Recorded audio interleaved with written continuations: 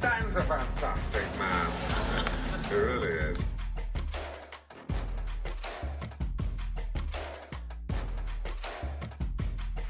Ladies and gentlemen, please welcome. What's going on, everybody? This is the French Workbench podcast here on a Saturday. Thank you all for tuning in, and well, anybody that's tuning in at this time. My name's Dan French. I'm your host. We're streaming live from Las Vegas, and we're here every Saturday, also on Tuesdays, so you guys can catch us on previous shows. If you like the content to this show and to past shows, please subscribe to the channel. Also, hit that like button throughout the process of this show. And we have a full studio, a lot of people in this studio today. We have a full room, we'll just say that. Got a couple of things we're going to talk about today. One of the problems that people are seeing right now is that there's not a lot of places to rent. And so what people are doing is they're really going, to any extent to try to get into a house or into a place to rent right now, especially here in Las Vegas. We're having the same challenges here in the rental sector, also in the housing sector. So we're going to go through that today with Mr. Rick Rains. We're also going to talk a lot about what's happening in the commercial and business sector as far as in Las Vegas. So guys, we have a great show for you today, and let's go right into and introduce our everybody here that's in studio. So I got Mr. Rick Rains. What's going on, buddy? How are you? Hey, good morning. Thanks for coming in, man, on short notice. So Rick, you're with Atlas Group, and you're a property management company. Is that right? That's correct. Okay. How long you been in property management? Well, I started property management back in 1978 in California. Moved here in the 90s, early 90s, and started the Atlas Group in 95. Okay. So a lot of people out there, they want to know the information with the moratorium, the eviction moratorium, also what's happening in this industry. Well, not the industry, but what's happening in the rental sector here in Las Vegas. There's a lot of people coming from out of state that really can't find a place to stay, especially if they're trying to buy a home and they need time to let the home be built if they're buying a new home, or just in general, just making that transition. So are you seeing a lot of the same things with that? Yes, we've got quite a few, just recently, a couple of owners coming in from out of state. It's difficult for them. Some are coming prior to actually closing their other house, the one that they're selling out of state. Yeah. And so normally they're looking for a place to rent, and they're in with everybody else. It's really a feeding frenzy out there right now. Yeah. It's not unusual for us to put a property online or up for rent on a Friday and basically have a line at the door come Monday of people with applications. So yeah. We're going to go we're going to have a lot of information to talk here with Rick. I'm going to go ahead and introduce everybody across the room. So we got Esmeralda Lucia. What's going on, Esmeralda? How's life? What's going on a Saturday? Hey, life is good. Life is great? Yeah, it hasn't been as hot today, so I think it's okay. Right? It's positive. Yeah. So what do you got going on? You got anything planned today after the show? Any news? I will be hanging out with my mom. Oh, that's always good. Yeah, I want to take her out. Where you guys gonna go? Just have brunch and just kind of hang out. Kind of do your deal? Yeah, take her to get her nails done and stuff. All right, well, we got Mr. Joe Dragon. He's back. What's going on, Mr. Joe Dragon? Back, ready to rock. How you, Dan?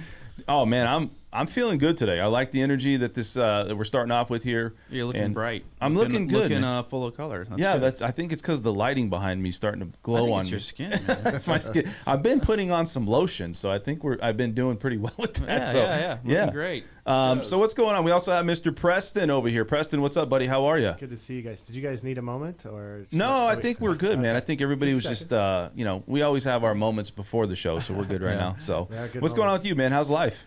Good. Just here, nice day out. Yeah. Ready to rock. You're ready to rock. So let's get right into it. All right. So let's talk. A lot of people in this industry that we're in, real estate, there's many sectors or different layers to real estate. There's property management. You can go get a property management license on top of a real estate license, and that's typically how it works. You have to do additional training or additional education to get that property management license to obviously run many properties. So let's talk to Mr. Rick. Rick, what's going on, buddy? So you have a lot of properties that you oversee. Is that right? That's correct. We currently manage probably a little over 500, between 500 and 600. Okay. And so Are those like apartment units, or what do you mean 500? Are they single There- resident homes, or There's majority of them are single family residences, whether they be single family homes, condos, townhomes. okay? And so you're managing on behalf of the private owner? Is that how it works? Correct. All right, For the so- private gotcha. owner or for the company that they own. Gotcha. Collecting rent, taking care of HOA stuff, that type of stuff. Yeah, the whole enchilada. Gotcha. So with this eviction moratorium coming out, I think a lot of people want to know, first off, is there properties out there to rent? And we'll kind of go into another segment of what's going to happen with the moratorium. So let's first talk about how many properties are out there. I know you have quite a few properties. Is there a lot of properties that people can choose from that you work with, or just in general that you're seeing? I would say in general, from one, from just general knowledge, and two, from looking at my company, no, there aren't a lot of properties out there that are available. As soon as they come on the market, if they're priced right, they're normally gone within 24 to 48 hours.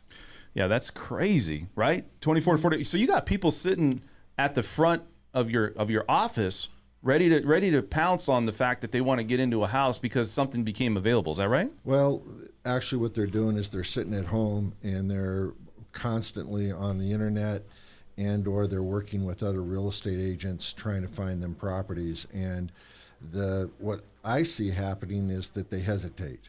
And if they don't pull the trigger, and I'm not within half an hour of them finding out, they're going to lose even an opportunity to get the place because everything is just moving that quickly.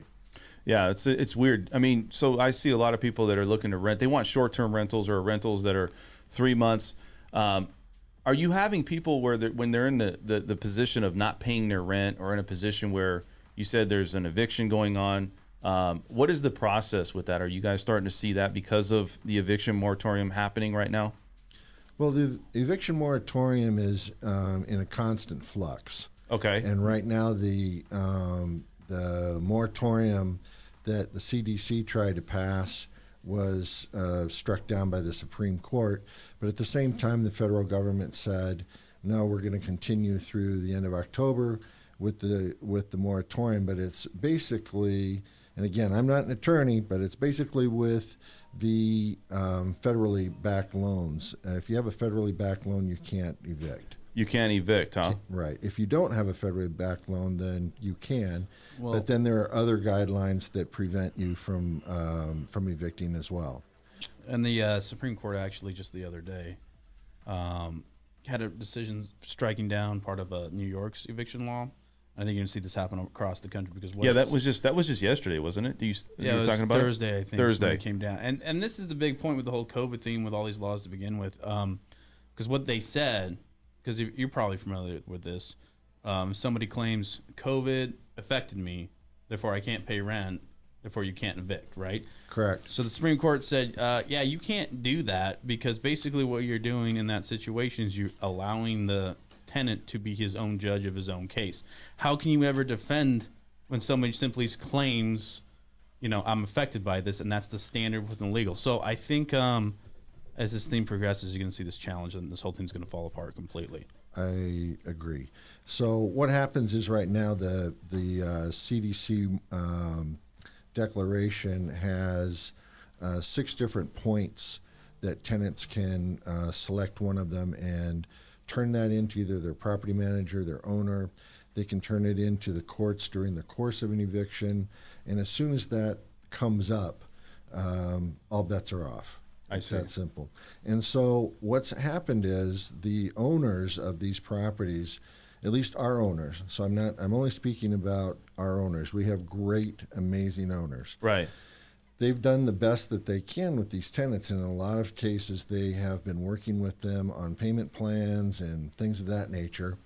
And what happens, or what apparently happens, is that a lot of tenants decide to then sit on their laurels or not follow through. I'm not exactly sure what their thinking is, but the government and the courts have now figured out that tenants aren't going to step forward on their own. So as an example, prior, a tenant would have to initiate the CDC. They would have to initiate going after the money on by themselves. You mean the landlord? No, the tenant. That's the only way it worked. The tenant had to initiate these things. Right. Oh, Now, to get a stay. is what to you're get saying. to get money or to do the CDC declaration. It was initiated by the tenant. Okay. Now it's changed. So as an example, if you file for an eviction, a complaint, legitimate, on there, the landlord has an option now to click mediate. And if they click mediate, what happens is you go in front of a mediator, which is again part of the justice system, judicial system, and the mediator then forces the issue of going after CHAPS or other funding for the tenant, because these tenants aren't doing it on their own. So the only way that they can force the situation of using all this funding is to allow landlords to try and initiate it, and a lot of the landlords that have been sitting on $20,000-$30,000 worth of non-payment of rent, they're pushing that button in order to try and get the CDC, or excuse me, the CHAPS program to step in for them. Otherwise, what will happen is tenant walks, landlord never sees a penny. So really, the landlord has a lot to risk on this, then, I guess, right? I mean, they're risking everything. The landlord's the one who's losing out on everything. Yeah. Question, Rick. So That's terrible. We're have these landlords. So once it's been over a year for all of these tenants by now. So if your contract is up, your contract is up. You should be able to vacate the tenant at that point, right? And just cut your losses. Because I thought people were moving What's more changing, shorter but term. What's changing in that aspect? Before, the answer was no, you couldn't. So that was when the moratorium was across the board. This is when it first started out. Your hands were just basically tied. What was good about it is that the majority of tenants stepped up, did the right thing, did what they could. There's life is a bell-shaped curve. Yeah. And you're always going to have people on one end that are going to take advantage of the system and whatever's presented to them. And that's in any facet, anywhere. So basically, it's those people that we're kind of sort of talking about now. And a lot of them are still really good people. They just need to be shown how to do it. And then there are other people that we've witnessed in our office that just say, I'm out of here. And they'll walk away with a $20,000 balance. Gotcha. And there's nothing that can be reported on that. And what I They can't go to the credit? No, you can't do anything. No, that was one of the things. Is See, that's one of the So things. it wasn't Nevada originally. Oh no, that's across the board. That's across the board. You can't. Yeah. You can't talk about it. You can't bring it up. You can't ask about it. Why it was, if it was for non-payment, was this a whole, how much did you owe type of thing? No, you can't talk about it. So what I originally, when this first came out a year and a half ago or so, I told all my agents what's eventually going to happen is that you're going to have people that played the system, so to speak, Right. that are just hopping. And so what's going to happen is those that move from us are going to go to somebody else, and those that are at somebody else are going to end up coming to us. So let me ask you a question about that, because you've been in the business for 20 years, something about? Since 78. 43 years. 43 years, excuse me. I'm sorry. You formed this current company in the 90s, what you said. Yeah, 95. All right. So, and we've had I think they started that in March 2020, right? So it's been about a year and a half. Right. So are you seeing people, the owners, if they're finally getting a tenant out, are they looking to re-rent, or are they just looking to sell? Both. Most of the time, right now at this moment, you're seeing them move a lot more to throwing their hands up and saying, I need to sell and get out. And part of the reason for that is because of the price increases in housing.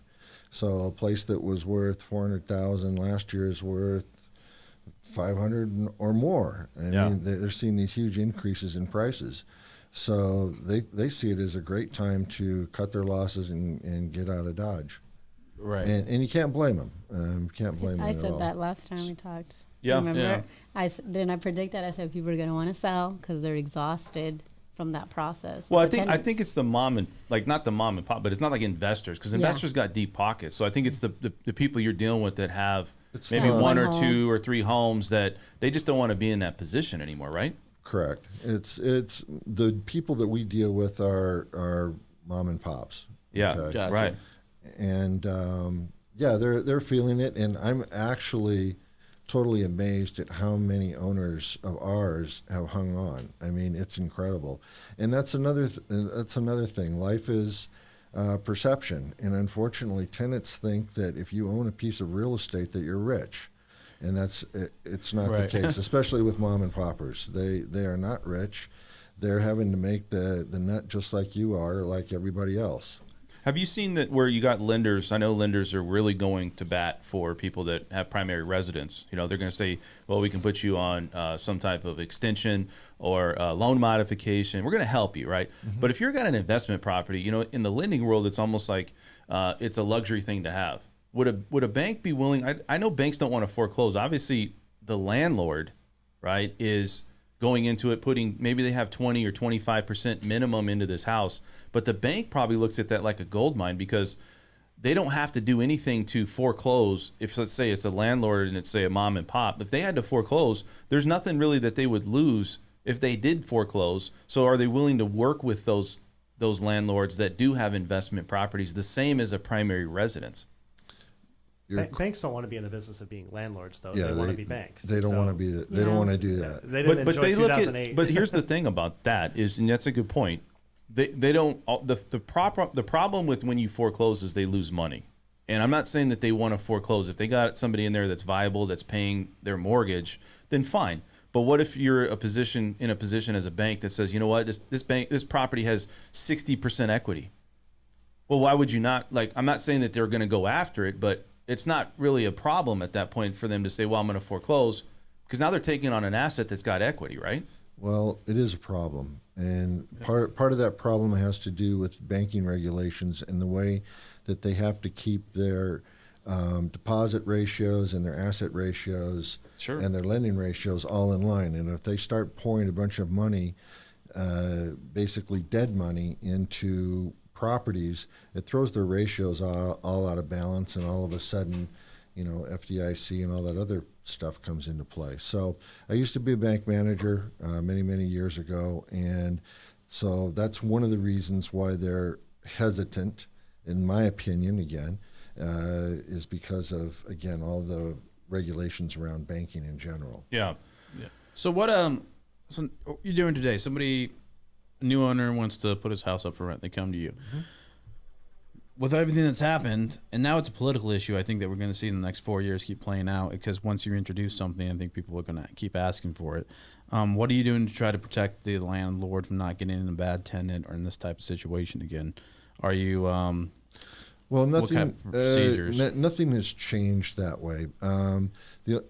Except, I'll make an exception on there, is that we're seeing that we are looking at credit more closely, and that in a lot of properties we're requiring higher credit minimums, and that's primarily the owner that's asking for that, and it's not unreasonable. Most of the people right now that are moving in, they're able, I don't know how they're doing it, but they're able to afford the higher rates, and we haven't had any problems of anybody that's actually moved in the last year and a half. Zero issues from them. The previous Do you one? guys have like certain, or well, here's a better, maybe a multi-part question here. So you said there's like lines of people like Disneyland trying to get places, right?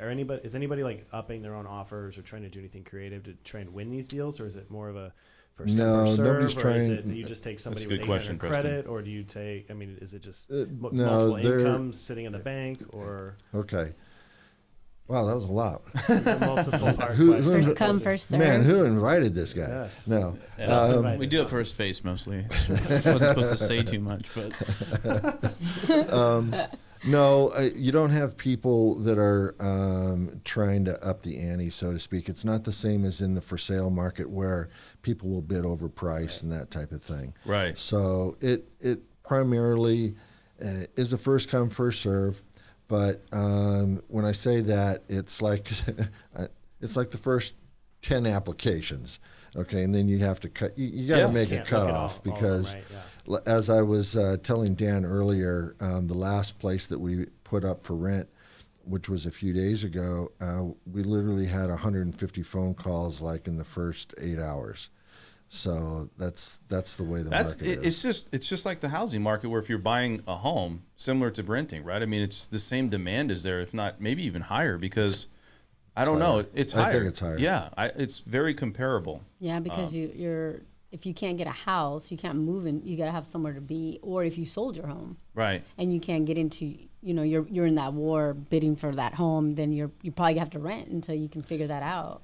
There's a new problem that I see that's surfacing that we haven't brought up, and I don't know if anybody's actually spoken about it.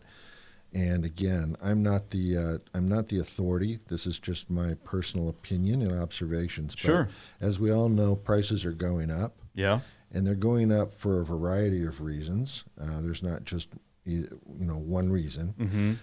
But what has happened is that the government, when they first stepped in a year and a half ago and said nobody has to pay, and then they turned around and said we're going to basically, for the short term, foot your bill for you.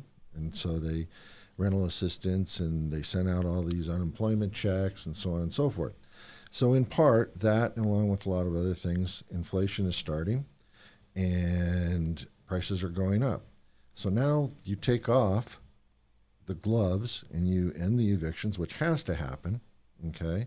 Can't keep it going. Well, I'll tell you where that's going to go. Didn't we extend, though, just recently to October 3rd? Is that? But that's the federal only. Federal, yeah. That's what we discussed, federal only. Right.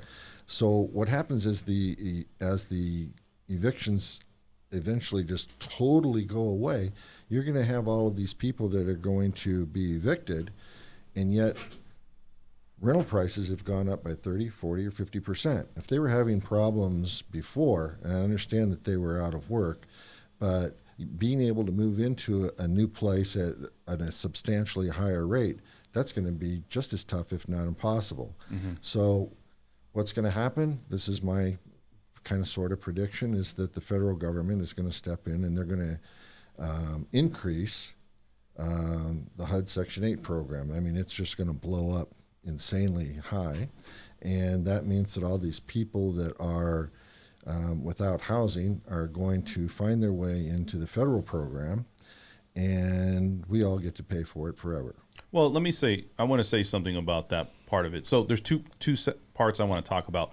The first part is when you look at the government support and help, it's almost like the government wants to have you lean on them or have you rely on them for everything, right? And you like he was talking about too, it seems like they keep kicking the can down the road on things, and they keep giving these programs and things out. Is that if people need it, they need it. But if you're dependent on the government, I don't think that's a good place to be in. Do you? Well, sorry. I don't think it's a good place. Nobody ever gets anywhere being dependent on the government. And this isn't, I believe, a political program, but I think there's lots of areas in the world that you can look at where that type of thing does not work. Well, and what's interesting about all this is when we had COVID and we had the lockdown, right? That was a new invention, basically, by the way the Fed controls and prints money. In the 20s, when they had the Spanish flu, that would have been impossible. The idea of shutting something down, that wouldn't, because food wouldn't have came on the table. And so the only reason they were able to do it was because at that time we were still in very low inflationary period. So you can spend a lot without any repercussions. But there's a ceiling to that, because if everything goes to federal, back, we're leaning on like Dan saying, then you will reach a hyperinflation situation. I mean, this is just simple math and economics, and they can't spend anymore because it would just destroy everything. And then we're kind of opposite end of everything. I think the short term, though, you can't look at where we're at inflation. I think inflation's happening, and you're right. But I think inflation, and just as my opinion, is because we're coming out of a recession. I really feel that way. I feel that it's really going off the charts right now. But I don't think it would have been accelerated how fast it is had you not had the spending. I mean, because inflation is basically saying, look, something's not as scarce as it used to be, so it's easier for me to get, which is when you get checks every week from the government, everybody has that same problem, right? Well, the supply and the demand, maybe for goods and services. That comes into play too, Yeah. but that's not inflation though. If supply is contracted and a commodity goes up, that's just economics. It's not inflation. When everything goes up together, that's inflation. That has Right. everything to do with how much money people have access to. But don't you think, and that's fine, do you think that in the longer term that we're going to start to kind of ease back? Because like right now, I think we're at like 3.5% as far as inflation, and the Fed wants to be about 2.5%. So we're obviously a lot higher than where the Fed wants to be. Well, yeah, we will ease back.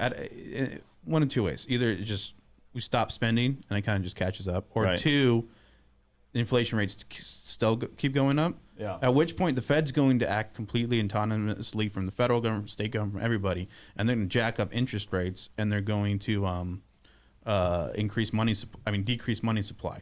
There's nothing the federal government can do about that. They act completely independent of them for that purpose. At which point you will see inflation drop, but it's also going to hurt everybody as far as how much value they Go ahead, have. Preston. So Dan, so mortgages, what are they looking like these days right now with inflation? You're seeing all sorts of stuff go. Thank you, sir. So you're seeing stuff move around, but I haven't. When do you think that they're going to go up? The rates? Yeah, because I'm kind of surprised they haven't already. Everybody's throwing out Delta variant, everything's going to go down, blah, blah, blah. So there's a lot of. But usually interest rates go down when the properties increase, and when properties decrease, then interest rates goes up. So it's kind of like levels out. I think. I don't know. I think it's going to be interesting to see. I think you're going to start to see rates go up if inflation really goes crazy. Well, and I think that's probably what's going to drive it. But you got to realize, I mean, when's the last time you saw rates above 4%? 2018, right? I mean, it's been like that. And then No, it wasn't. It wasn't till pre-08. Well, we increased, I think, in 2018 for a short window of time to 5%. But for the most part, for like 10 years, roughly, I don't know. 1%. Yeah, we've been like it. The first 5 years of the decade. 1%. The first 5 of the more than decade, that. it was negative inflation, because that's how many people are hating out. That's when the opposite happens, and your value of the dollar goes up instead of down.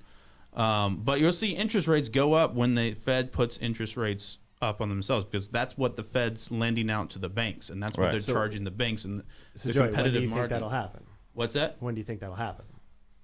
Because When I think if we hit over 5%, 12-month average inflationary period, maybe definitely if it hits 6%, without a doubt. Okay, well, yeah, I would hope. Let's go back Yeah, to so- what he was talking about. So inflation's a problem. If you look at the rental sector, and it's a good point. Do you see that people are going to have a hard time? Then is what I'm getting from your comments is people are going to have a hard time to pay rent, pay mortgage, pay anything because of how fast these rents are increasing. Is that what you're saying?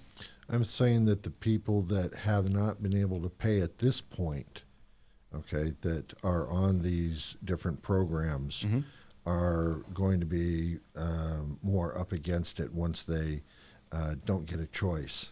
And they have to move back into paying rent on their own. They're going to find that rents have gone up so much that they're going to be caught between rock and a hard place. Can another property manager, or like let's say somebody else that's looking to rent, they got a bunch of money, they've been sitting on it, they walk, right? I'm out of here. I got a bunch of money. Can you like notify or like have some type of data that says these people didn't do that, or is it just you can't report anything? You guys can't communicate internally about anything. So really, they're just basically sat on a nest egg, didn't have to pay rent, and they're out of here, and they got a bunch of money now. Yep.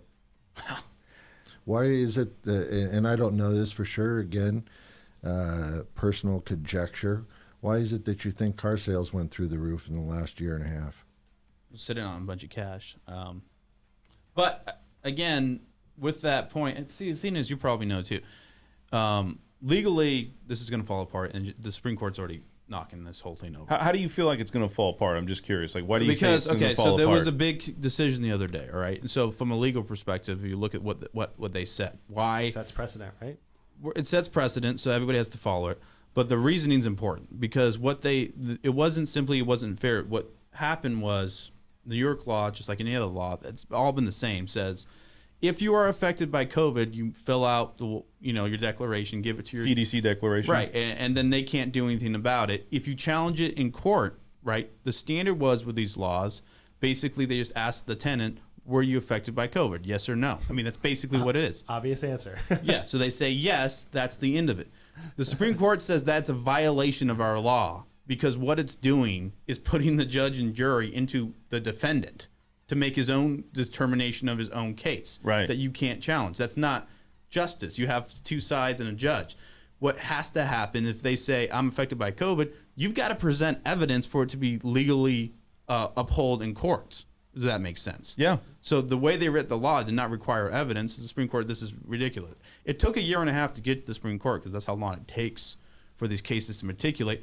And usually if you're a single homeowner with one investment property, you know, I've had people call me in the past have this problem. I'm saying, look, yeah, there's legal challenges you can do. There's a whole bunch of constitutional problems with this. But do you want to pay me $40,000 or $60,000 to get it all the way to the court that can finally make the decision? That doesn't make any sense. They don't do anything. It's the investment companies that have lots of properties that can afford that type of legal bill that are going to hammer this down and destroy. Because that's one problem. This problem is all over the place as far as the Constitution also says that case didn't get into it, but you have a fundamental right to own property and do what you want with it. Well, that's another issue that's being taken away from everybody. Well, there's a lot of issues. There's a lot of layers. I think you look at businesses and you look at people that own properties, right? Investors, like you said, the mom and pop. It just seemed like when we say mom and pop or the families or the people out there that are trying to buy to get ahead, maybe they own their own business. Those seem like the ones that are really affected. They're not really getting too many options to help compensate for their problems, right? For the situation they're in.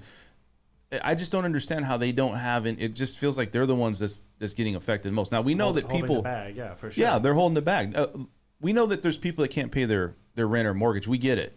Now, if you need support, you need support, but it's got to go both ways, right? And I think you got to have something where you can't just, well, the tenant, or whoever's staying there, we just got to make sure that they're okay. But whatever the aftermath is for these businesses or the aftermath for these properties that maybe some people own, it'll come out in the wash. Like whatever is going to happen is going to happen. Well, and we've talked about that before. Rick, I don't know if you agree, but the end result of that is we talked about it.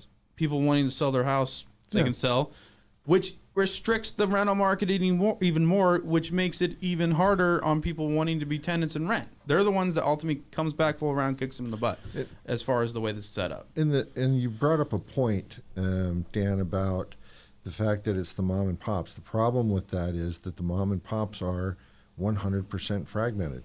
100%. 100%. I mean, you don't have large investment groups that own tens and hundreds of thousands of units that have the deep pockets that can get together and force issues. The mom and pops can't do that because they're so fragmented. It's impossible for them. During the pandemic, on staff, not every mom and pop has a legal team that can.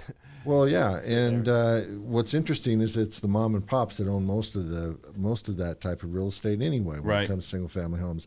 So they're very easy to, in my opinion, to push around. So just a quick question maybe for the audience too. I'm just curious, and it's probably relative to you and other people in your business. How many rental units does a mom and pop own versus what you would consider as more that's somebody's main business versus like an investor versus like an investment group? Percentage wise, you mean? I'm just saying like one home. Obviously, that's if I own one home, rental home, that's a mom and pop. If I own 3, am I still a mom and pop? Yeah, you're still mom and pop. Okay, so 5. Yeah, you're still mom and pop. Okay, all right, all right. Yeah, you have to get up into some numbers. To be an individual investor, you're probably looking at anywhere from 20 to 100. And then once you get above 100 units, and we're talking single family, I'm talking single family homes again, you end up getting into more of the group type of investments, and you might know more about that than I do, but that's what I've seen. Yeah. Well, which one came in to the city, brought up a whole bunch of property? What was that? Blackstone. Blackstone. There's other investors. Yeah, that's just one of them. You're seeing, and I mean the way that works, it's usually set up in a trust or an LLC, and basically it's just a big investment group. Yeah. So if they might even solicit you at some point, hey, invest $20,000 in the investment group, it gets put into a pool of money. They go out and buy properties, they handle everything. So it's a large amount of investors in one group. And they have some servicer handling it. But I think we're going to see this new revolution where that's how you get rental properties, because of the problems that you're talking about, mom and pop shops. Even on good times, I mean, you probably know with it's hard to even make up a mortgage in a regular rental payment because you're paying the property manager, you got your taxes, your HOA dues, all those sorts of things. I've got owners in the past, and unfortunately, it ticks them off a little bit. I understand this. They will call me up, or they'll call up our agent, and they'll say, I have too many expenses. I have this, I have that. How do you expect me to make any money? And my question to them is, do you have a mortgage? They said, well, yeah, I have a mortgage. Well, that's where you Right. you Equity made your paydown. mistake. Yeah. Yeah, pay off your mortgage, and then you'll have a monthly income. It's funny how Well, wait a second. I didn't have the money. Okay. Well, now you got to pay the piper. If you've decided to go in with only a 10% down, or however you got the property. They don't understand their investment. Yeah, because it's they- either you have a paid off asset, you're making money, or you're gambling with equity. There you people go. want is cash flow, and they're not saying cash flow. Yeah. They're Yeah. And you're gambling with equity. And right now, that gamble is paying off because of the way prices are increasing. But at the same time, they still cry to you about how they're not making any. They're still having to maybe come out of pocket. Yeah, but can you? I understand that part of it. Can you just blame the fact that hey, I only put this much money into it? Like, I get it, right? Maybe you should have. Maybe they don't know, but they still did it, and they're thinking, well, this could be an opportunity, right? This could be, and so I don't know if you can just say, well, because you only put 10 or 20% in. I'm just saying, I get your side of it. I'm just saying that from their perspective, maybe they thought they were doing the right thing, and they're still in a position that they didn't put themselves in. This is something that was unforeseen with this whole COVID and everything that's going on. I was talking generally speaking. Yeah, we were talking just to kind of It normalize. had I nothing have to a do with question. COVID. I got you. I have a question. So, how do you determine what rent's going to be? Is it where you have a? the market. I mean, no. I mean, yeah, the market. But do you do it as? Do you comp rentals? Is that how you determine Yes. that, or is it Yes. based on the mortgage of the actual owner, No. or? You never base it on the mortgage because it's irrelevant. A tenant doesn't care how much the owner owes. Okay, so that's number one. You comp it the same as you do with a house for sale. There's a whole rental way to do it on the MLS. And believe it or not, once you've been doing this for so long, you just can walk into a place and know the area, and you go, oh, yeah, this will rent between whatever and whatever. I mean, if that's what you do all day long, that's what So you you're do. using comps. So is all those comps going up, and is the rental Oh, just yeah. keep going up and They're up and just up? going insane. Yeah. I mean, according to my house, which I bought in 19, so my mortgage isn't ridiculous like it would be if I bought now. And then it's saying if I were to rent it, I'd probably be making close to $1,000 over the mortgage, You mean cash flowing? assuming I don't have all these fees, which I wouldn't. But you get what I'm saying, compared if you just lined up the rental payment versus the mortgage payment, which is pretty Lucrative. how high it is. It's that they lucrative. Well, how high they're saying that rental is that I would make is pretty insane. I Right. would feel bad charging it. I'm curious opinion on rentals when you're doing that type of thing. I would feel bad. Like I see people in my neighborhood charging maybe like let's call it $1,700, which I would think it would be maybe a 1,500 square foot house. Do you think it's worth trying to reach for that extra money in the market right now, or do you think it's better to maybe just keep it reasonable and try and have your pick of the litter when it comes to, the tenant opportunities? Because That's always been the question, and it doesn't make a difference whether we're in this market today or 2 years ago. That's always the question as to whether or not you try and push it a little bit higher, or do you go a little bit lower and hope to get it rented more quickly. And that's another thing that I always tell my agents to advise my owners on. Because owners will say, well, how much can I get for it? Or can't I get this amount of money? And my answer to them is, you can get, it's how quickly you want to get it rented. Well, I want to get the most amount of money, and I want to get it rented as fast as yeah. possible. Always, yeah. Well, it doesn't work that way unless you're in this type of a market. You get a little better of an edge, but usually it's not that way. So I tell them this. I said, I'll tell you what. If you want to rent it for $5 a month, I'll take it right now. Now that'll be the fastest thing. We're talking. We're doing it right now. I'll take it for $5 a month. So would I. I'm room with you. Yeah, that's the point. If you want to get it rented quickly, because one of your largest expenses will always be vacancy. I mean, if you stop and figure out that you're renting at $2,000 a month, to make it simple, and you have it on the market 1 week longer than it needed to be, you just lost $500. So vacancy is always your biggest expense. So you need to keep your prices, I believe, within line and get somebody in there ASAP. Those people get in there, they get settled, they like the place, the kids start going to school, whatever it is. That's a big factor. Going to school and starting to get familiar with that area. You get familiar with the area and you Mm-hmm. like it and so on and so your forth. neighbors, yeah. Then at that point, they're willing to pay a little higher price again. Yeah, they're attached to it now. They're yeah. attached to it. You bump it 50, 100 or whatever it is for the next year, and now you're back up there and they're still comfortable and they're still in there. Okay? So you look at the extreme situations where I think we talked about this, where you only had a couple of properties and they were like $8,000 a month that's available right now. Mm-hmm. You have nothing available at 2,500. Let's say right around that square footage, right? I had one. I think is still on our website for 1,600, but it's actually gone. They just haven't taken it down yet. Wow. So what are some of the extremes these people are going through to try to get into these houses? Are they trying to outbid themselves or each other, like as far as the competition going into this? You know, because like a lot of people, I know you got to get applications and stuff. Are they willing to say, hey, you know what? I need a place, and I don't know if you guys didn't even do this, but it's like, hey, you know what? I'm willing to spend $50 more than, let's say, the other person that's equally qualified as me. The answer is no, they're not doing that I'm aware of.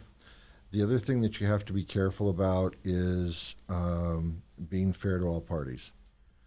It's different. I believe it's different than it is for sale prices. Yeah. And it depends on how that's being marketed. Sure. So if you market it as taking multiple offers on a sale, okay, great.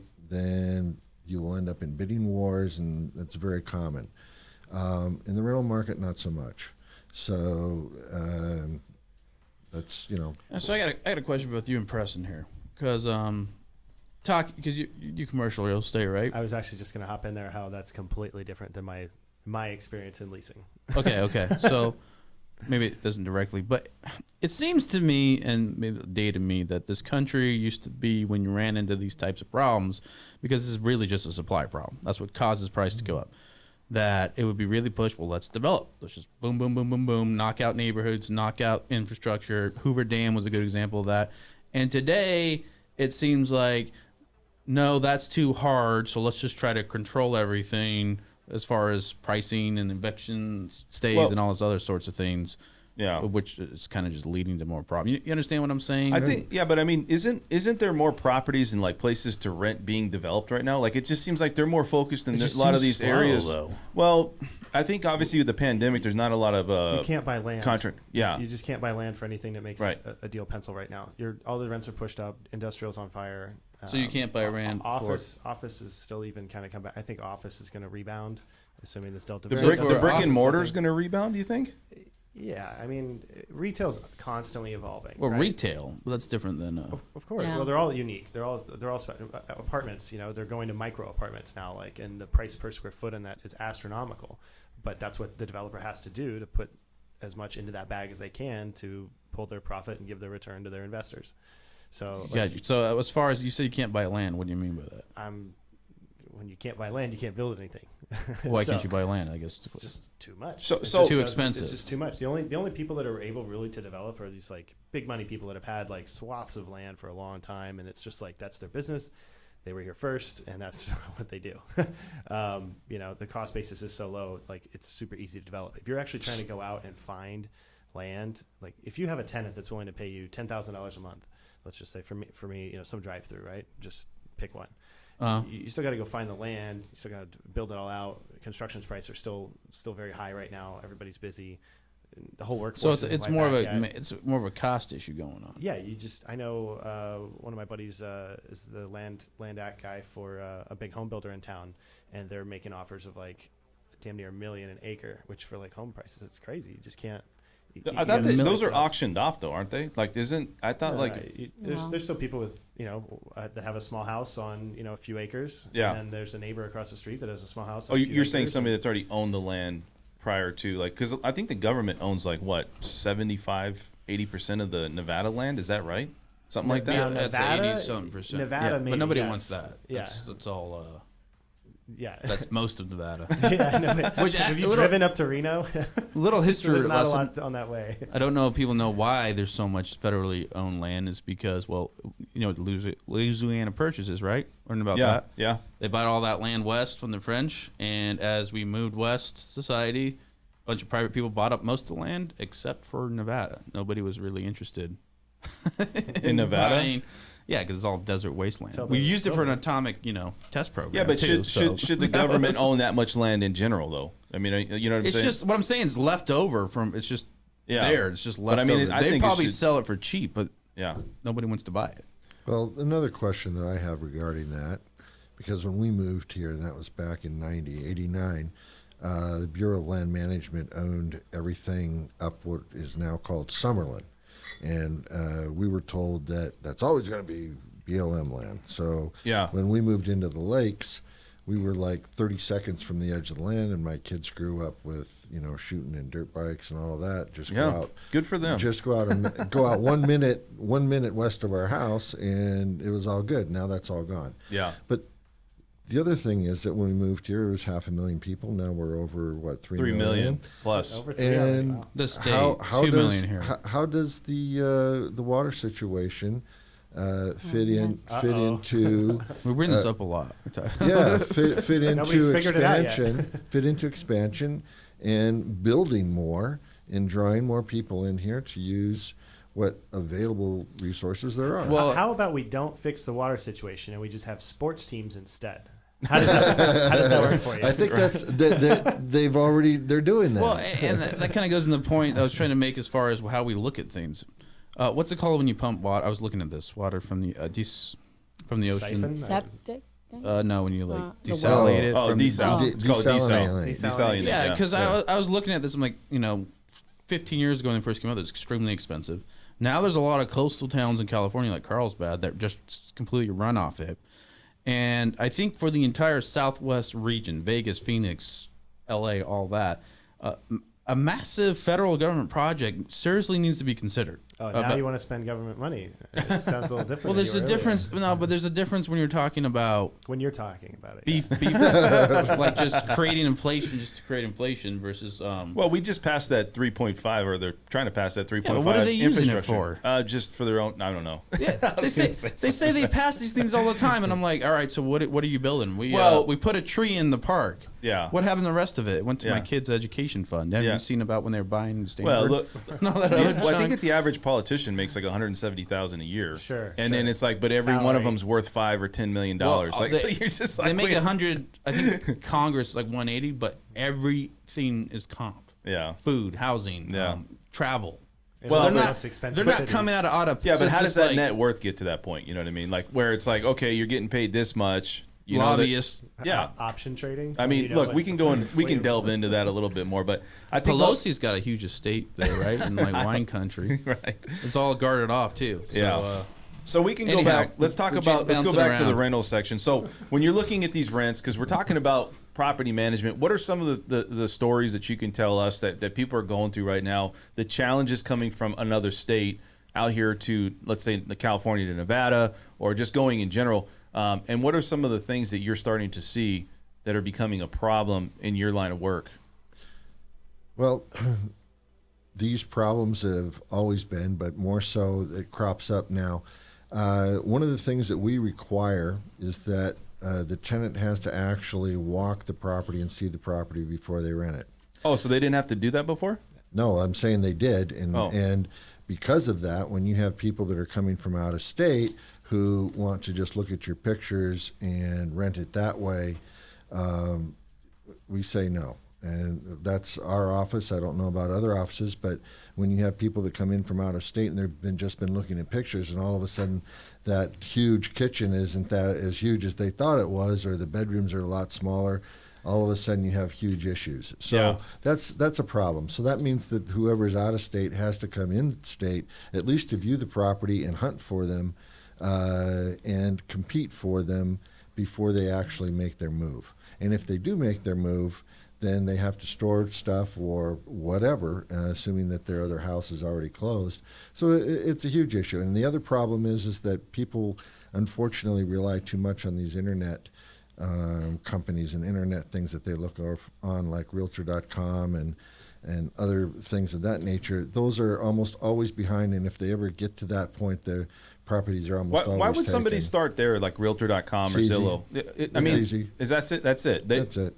Nobody gives them insight that there's a different approach to this. Like, I feel like Zillow and all these online platforms feel like it's a one-stop shop when it might have the opportunity, but is it really in detail about what you can and can't do? I think it encompasses a lot of brush over, if you want to call it, right? Just it doesn't give you the detail about like how to get it. Yeah. But here's another problem with it. I actually encountered this yesterday. So got a call. One of my property managers got a call from an owner, and got an email, showed their house was on Realtor.com with our logo on it, and they wanted to know why their house was on frickin' Realtor.com. And my agent is, did you do this? I'm like, I don't even know these people. I mean, they wanted to know why their house was on Realtor.com. Correct.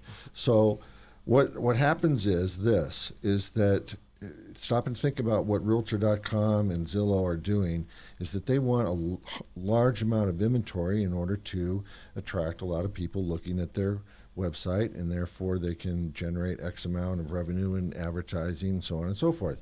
If that dries up, what do you think is going to happen? People are going to stop going to those websites. So they, in a way, manufacture properties. Can they do that though? I mean, is that no? Can they do that? Yeah. Or are they doing it? Well, can they do it? I know they're doing it, but Okay. can they legally do that? That I'm not an attorney. I don't know. Little Joe? legal piece. You can do whatever you want until somebody Yeah. sues you, and then you can still do whatever you want if you win. So Anyway, So anyway, like- I had to get on. I had to get on the phone yesterday, and I got a hold of Realtor.com, and I was a very stern but nice broker, and they had that down in about 2 minutes once I got a hold of them. Oh, so you challenged them. You went out there and said, hey, you know what? You better take this down or else I'm going to... I didn't even have to do that. I just told them who I was, that I all didn't you had to place say, the I'm sure. I didn't place the ad. The owner doesn't want it up, and I want it down right now. And it went down right now. It's impressive for a Rams fan. Are you a Rams fan? What? No, let's step outside. Personal right there. What fan are you, Joe? You got a team? Oh, here we go. Bleed red. You bleed red? 49ers. So. 49ers. wow. Oh my God. We're looking high. It's going to be a battle. You want to know a Hey. passionate fan, Joey? Matthew Stafford's going to bury you. You know We what's... got that new guy out of North Dakota State. Got Matthew Stafford. Have you ever heard man. of North Dakota State? I heard of North Dakota It State. exists, and we got draft going on. Hey, what about you, Preston, man? You got a team? I play. I manage several teams, several fantasy football He's teams. one of these fantasy guys. So But you don't have a team. I have zero loyalty. I guess I'm a Raiders now. Yeah, I was gonna say there's everybody in this room, He and the used only to be a- person. Look what Esmeralda's wearing right here. I know. I was about to bring this up. Raiders. She's got. I'm her, just representing them. They live in Vegas, and that's the only reason. Is that the only reason? reluctant That's the only Just because reason. they're here and that's it. You're like, I'm hey. a Seahawks fan. Oh my God! that's You the did worst. not just say that. Yes, Oh, I love like- Russell. He's good. You love Russell. You know what? He's on my fantasy team. I'll give you that. He's a good. You're You know what? already- I'm not you're already really doing- okay. Let me be honest. I'm not about teams. I like dynasty, players. So if you're a good player, then you got my You know, vote. my Russell's bank not- clerk is exactly Yes, the he same is. as He's a you. good quarterback. Bosa's gonna end him this season. You think so? Done. I hope so. Yeah. Takes headhunting something going on. Just take him out. Yeah. He's had a good life. Yeah. Anyhow, back on subject. So interest rates, right? So let's not talk about Tom Brady then. No. But But I mean, likes Tom Brady. Talk about Vegas and what's going on in Vegas. I mean, there's a lot of things happening in Vegas right now. I feel that a lot of the shows and stuff are coming back. There's a lot of things that we used to not see. I think they had the showroom open up over at the South Point. So there's like stuff that was maybe on hold even though we have this whole Delta variant thing that came out. Yeah. I just feel like it's kind of was a big thing, and now it's kind of like it's not even talked about. All right. So I'm sure most people did this, but when the COVID thing happened, we all looked at the stats and the graphs of how many cases, deaths, and those sorts of things.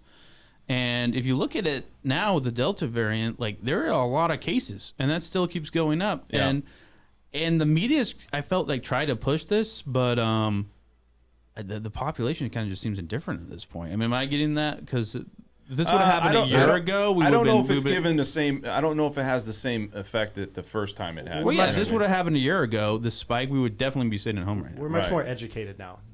Is that it? People are tired of it. They're done. Yes, they're and done. attention spans are minuscule. And they're still there, though. I mean, like I said, I mean, I got people that have it, so I'm not saying it's not there. I'm just saying the scare part of it and the fear part of it's gone away. It's definitely there, and it's probably affecting us as much as it did in January. Not quite that much, but close. Yeah. And people just don't seem to care. I think at the end of the day, the masses decide what happens with this sorts of things. So I think it's kind of at the end, because if we're not reacting to this, then I don't see what will cause us to. So let's go into a different topic. I want to say this. First off, Mr. Rick Raines, I appreciate you coming on. Did you have anything else to say about really what's going on in the, let's say, property management world, like things that maybe you can start to see or foresee coming up in the near future? Or do you think this is going to start to ease up? A lot of people want to know, where's the market headed for housing. They probably want to know, where is this market heading for the rental sector, right? I think what's going to be happening here very shortly is that you're going to have a loosening of the rental market. There's going to be more properties available for sale or for rent. The reason I say that is the number of owner inquiries that we are getting and the number of properties that we are currently signing up. So in the last 2 weeks, the number of owners that have contacted us have basically doubled, and on the inquiries.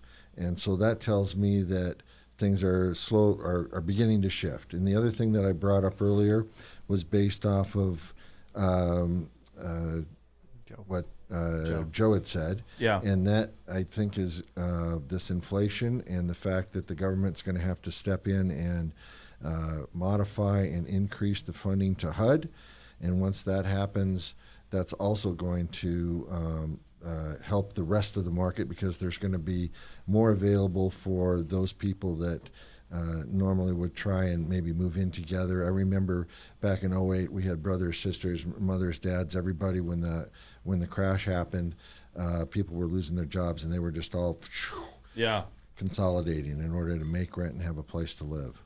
Yeah. So, You guys have any other questions for Mr. Rick Raines here, Atlas Group? Anything? Who wins the NFC West? Right. have no idea. You tell me who's in NFC West, because I don't follow it that closely, but then I'll give you an answer. Oh, okay. Seattle, San Francisco, LA, and Arizona. Oh, LA. Jeez. Right. I don't think so. So let's talk about what's going to happen, or really what's happening around Vegas. We're going to talk about the business and commercial sectors of Las Vegas and how that's growing. And, you know, one of the things that they wanted to bring up, which is Preston, and obviously Preston's in commercial real estate. So he kind of knows a little bit on what's going on. Joe also knows a little bit because they're friends. And so he knows too much. He knows too much. So at the end of the Where's day, my barbecue? Yeah. Right. Yeah. Right. He owes me a barbecue. Inside joke. We'll get to that later. On the next show. Right. It's a long story. So what's going on, man? What's happening in Las Vegas? Like, what's going on with the whole situation with businesses moving here? We know it's because of taxes. There's a lot of businesses that are brick and mortar that I feel are available. Are they ever going to come back post-COVID? Because I know when I say post-COVID, we still have the Delta variant. We have things going on, but I feel like we're kind of moved past the scare part of it, where people are back to work. There's not a shutdown. So are we going to have that? Or is it going to be e-commerce, people staying to work from home? They're figuring out other ways. You know, a lot of people can ship from a specific area now. They don't have to have that brick and mortar position. So what do you see? I mean, I know you do a lot with restaurants. So yeah, but retail in general. So something I'm kind of watching. I just read a stat that consumer sentiment is back down to like pre-pandemic levels. So right. That's kind of concerning, because a lot of people were just like, all right, now we're coming out of this, and it's what's consumer sentiment mean? Just like how do you feel about spending your money? Okay, gotcha. So how would you say your consumer sentiment is, Joey? It's still, I keep mine low intentional though. That's good. Because I like to, live within your means. I like to retire and not when I'm 90. If that makes sense. Yeah, so I'm interested to see if this, restaurant and retail revolution kind of tapers off. I think that it probably will. People will tighten their belts a little bit. everybody was excited to spend their money. Retail is constantly evolving, so So go ahead. you think retail is going down?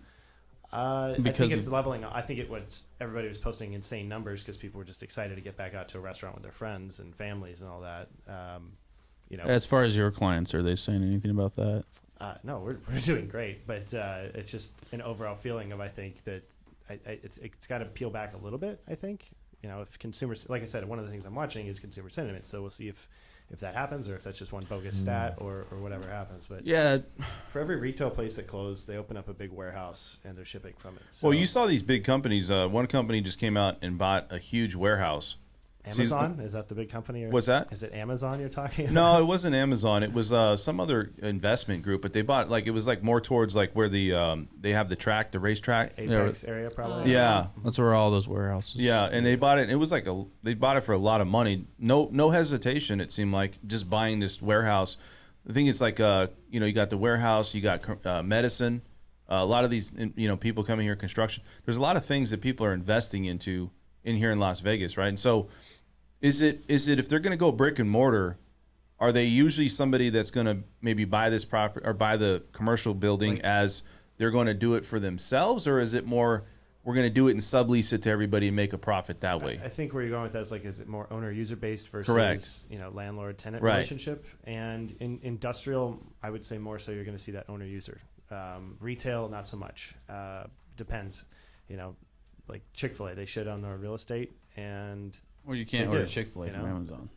What was it again? Wait, I guess you could with the. Anything is possible, I think. But, If they don't do it yet, they're going to do it at some point, Well- right? You would think. I mean, they're going to have food delivery, Well, they do. right? Oh, What are they you do. talking about? Yeah, but is it like Uber Eats. fast food? Oh, You've Uber never Eats. used Uber Eats? No, I don't use Uber restaurants Eats, man. don't really make money on Uber Eats. It's more for advertising. Do you So use they Uber take- Eats? I don't. Is Because that- I don't is that- Am I understand the how- only weird person? Is that I have. connected? Yeah, no. I have. He's got I that mean, it's attorney not. money. No. He's got that attorney money over here. He can Yeah. afford that. No. Huh. I thought that was kind of normal. Yeah, that's not connected to Amazon, though, is it? Well, I just meant like delivery service. No, it's yeah, an app. You have your But own I'm saying app. Amazon. That was the comment. I was saying Amazon's going to be delivering fast food here soon. So, I mean, Uber Eats. yeah, they might try to go in the industry. But I had a question for Preston about because you say, okay, brick and mortar, if you're talking about retail, to me there was this big debate 15 years ago, 20 years ago, is the online world going to take this over? And really it didn't, right? And I think brick and mortar for retail is always going to be there because it survived all that. Malls still exist. Malls are still crowded compared, because I think there's a... Yeah, but you know what I see about malls is I see there's a lot less not properties, but where you have leases for when they're renting out those little what is it? Kiosks. Kiosks, not kiosks, but the actual store itself, like inside the mall. You don't see as many opened as they were, I would say, COVID or pre-COVID. Yeah. Well, COVID may be one thing. I just feel like if the internet was going to take down the brick and mortar retail, would have done it by now. But don't you think people? Go ahead. Yeah, it's definitely COVID accelerated everything, right? Like I'm shocked. It's helped. COVID helped those people that were able to adapt, and Best Buy did a great job. I thought they would have shrank all their boxes by now. Yeah, but they haven't, and that's just one example. Right, but they've done a great job at onboarding online, and now that it's same day delivery or next day delivery, or for the most part. Yeah, that's my point. Even pre-COVID, even Amazon, most places were offering next day or same day, and you're probably not going to get any better than that. And then yet the retail still exists. But that's just my take. But the question is, for office space, which is a different beast, is that going to be a dinosaur? I think that's yet to be determined. I think it's going to come back for a lot of people.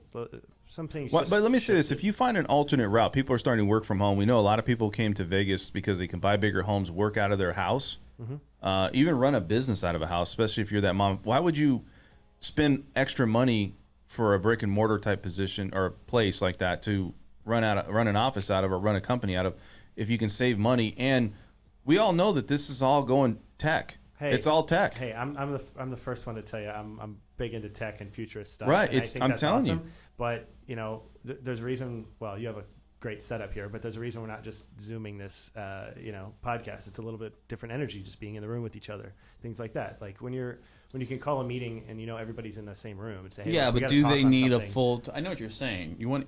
It's going to be up to the industry. It's case by case. A lot of people didn't even need to be in the office in this first place, but they felt like they had to be these, there had to be oversight on people, and some people work better from home. Some people do not work better from home. Well, I think everyone's kind of adjusted Different. to it. I and agree. some real estate agents, like a lot of them are never going to go back to the office, from what I could tell. If you don't, there is something else though, that having an office and saying, hey, come into my office.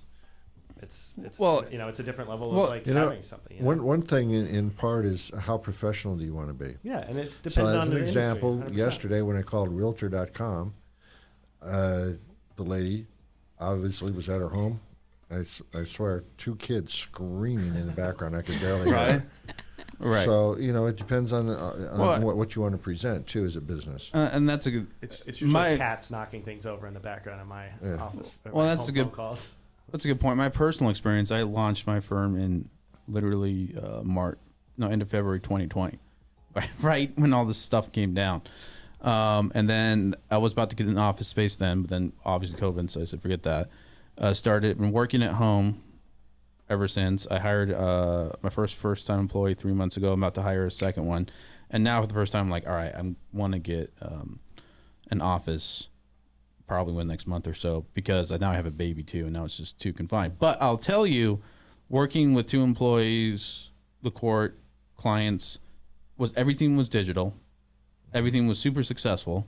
Still is, because the people I selected, they're fine with going through back and forth as far as just doing everything via electronically.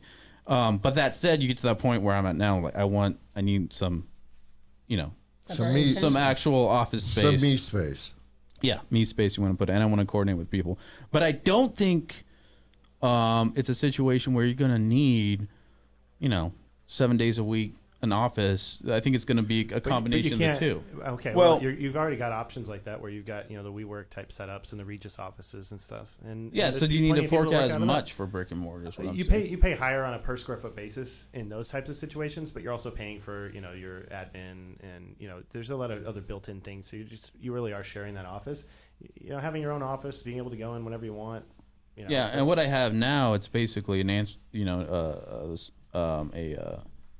The way I have it set up, it's an online office, but I can get rental space to where like a conference room and all that stuff to have clients come in. I've asked clients to do that a few times, or other people, and they're like, "Why do I need to drive somewhere to do something?" Well, that's my like, point. That's my point. Is everything is getting so easy, and even for the business owner, I think that's also something they're looking at. Where, how do I cut corners? I wouldn't say, how do I save money? How do I, save time? Time's money. Like, do I really have to drive somewhere, or do I have to have responsibility for more employees when I can just do it myself? Maybe hire one person, work out of my house. I don't know. Like, e-commerce seemed like it's one of those things that people are really adapting to. Tech. And it depends where you're typing. One thing that I cannot stand is that the court went to their version of Zoom ever since this went down. And so you're literally having arguments on big cases, and you have a judge and a little screen. I'm in a little screen. I hate it. I think it should be stopped like immediately, because these are important situations that for something like that, I need to be in the court reading somebody's face, reading the judge's face, interacting with that, presenting evidence. And that is that's unacceptable. It just filters it out too much. Yeah. It's just not a real experience, right? I mean, part of what you do is persuasion. That's a big thing an attorney does. And a part of that is reading, like, especially the judge or the witness or something. There's a communication that's definitely lost when you're over the screen, as far as how they're receiving this, how they're reacting to it, that you completely lose. And I think that's a major problem just in the society, that we can't go to digital for those sorts of things, because there's too much on the line. So Las Vegas, Especially when it comes to juries. I mean, it's really hard to see a jury on Zoom. Yeah, I mean, I don't think they'll do jury trials that way, but I'm just saying. Right, but you could have like what's called a espoused motion, right? Which is the same idea, just in front of a judge, right? Okay.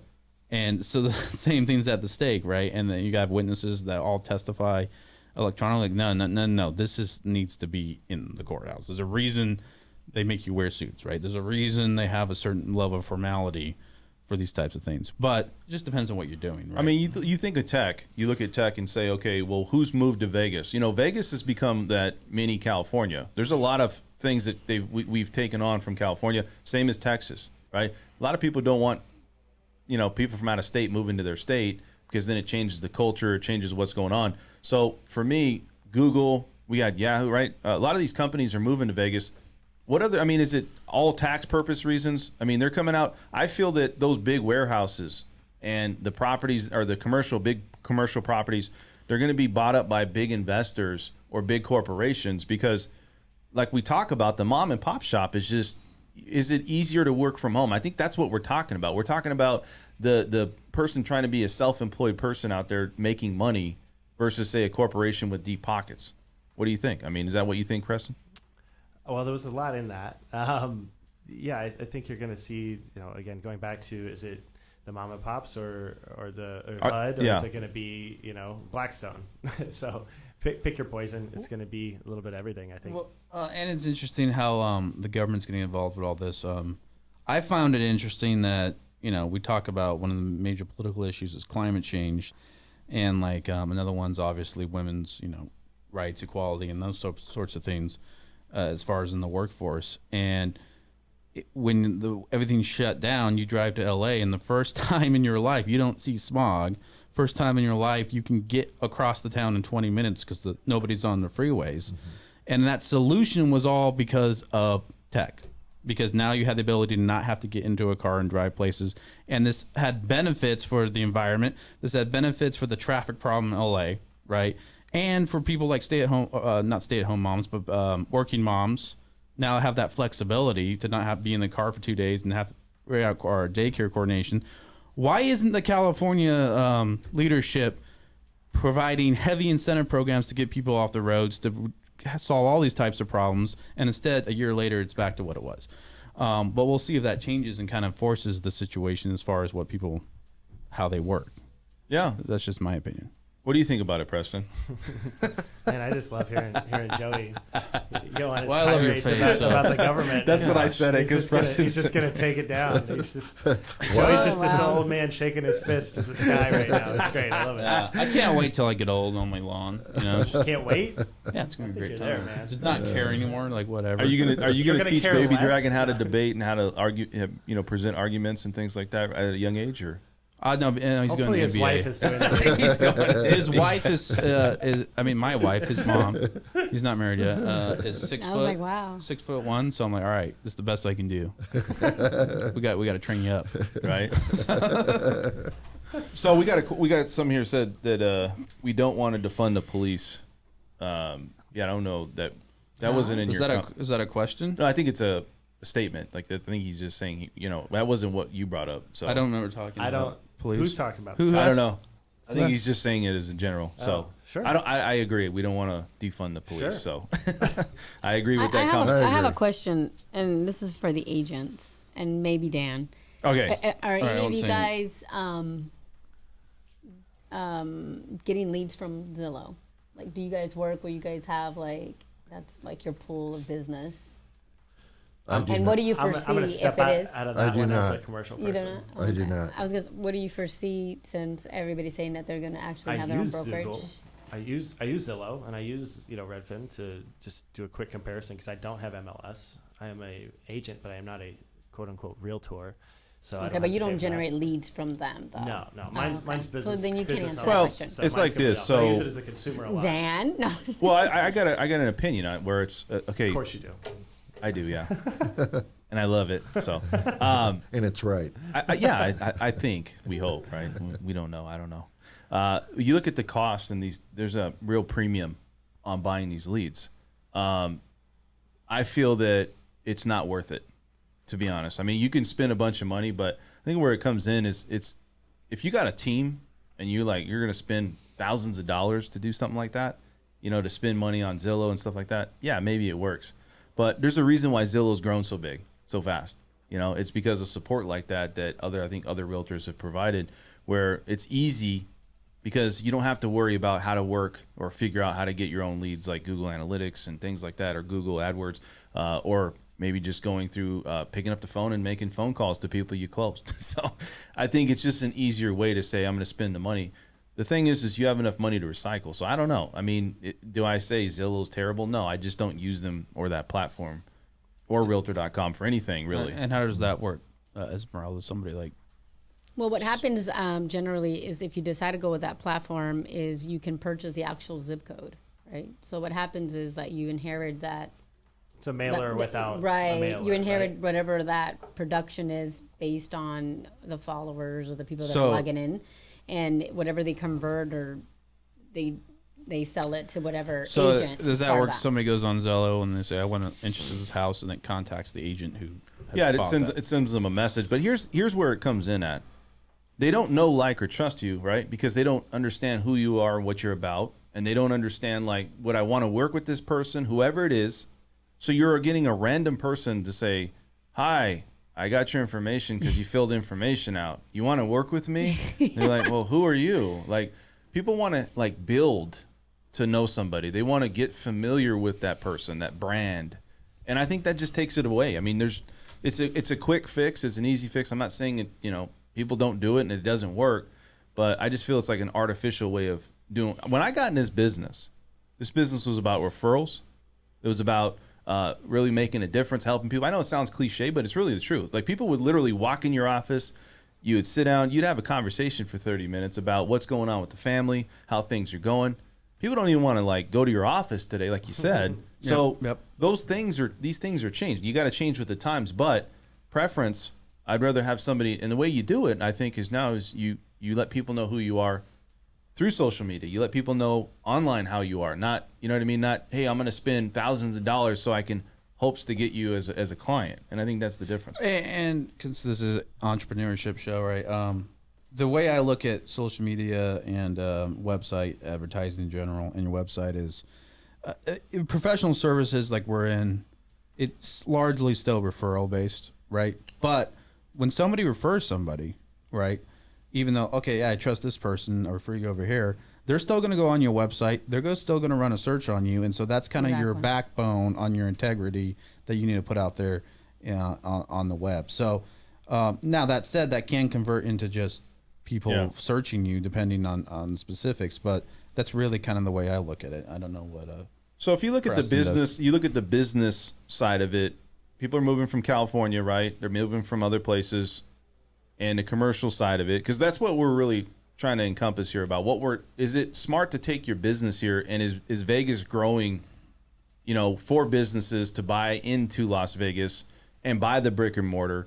Because look, just like homes, this is a housing, real estate financing show predominantly, I would say, but is it an opportunity for people that are investors that are trying to buy commercial properties? It's a lot different. What is the return on that? Is it 6 to 12% on commercial versus, say, a residential property? I think you got to. I mean, I think there's still a ton of opportunity here. I've done some work in Phoenix. Obviously, I travel to California. I'm very curious about California. It's a completely different beast. We have some properties out there, but I think there's still a lot of room for prices to push upward. It's sad to say, but I just think that's where this is kind of the new floor price for things, and we're going to have to. So what's your take on professional sports? And in specific, we've all seen the growth because of hockey and football, and now we're looking at A's. baseball. A's. I think So- we've been looking, or I've at least heard those rumors for years and years and years. And then, again, I'll believe it when I see it, and hopefully that happens. I think the more the merrier. We got two now.